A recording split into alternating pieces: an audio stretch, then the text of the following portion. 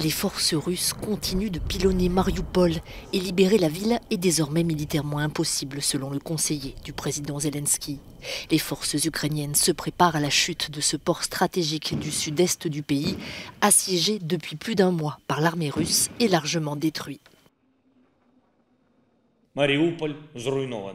Mariupol est détruit, il y a des dizaines de milliers de morts.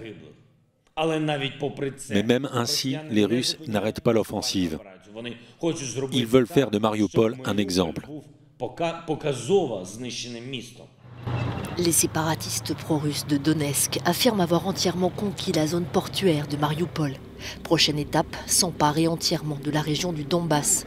Les autorités ukrainiennes s'attendent à un assaut majeur sur l'est du pays. Et aucune trêve n'est envisagée par Moscou.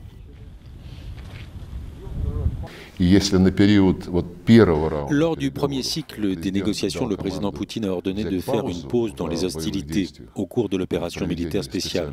Mais quand nous avons été convaincus que les Ukrainiens n'allaient pas faire de même, il a été décidé qu'il n'y aurait pas de pause durant les prochains cycles de négociations, tant qu'il n'y aura pas d'accord final, tant qu'il ne sera pas signé.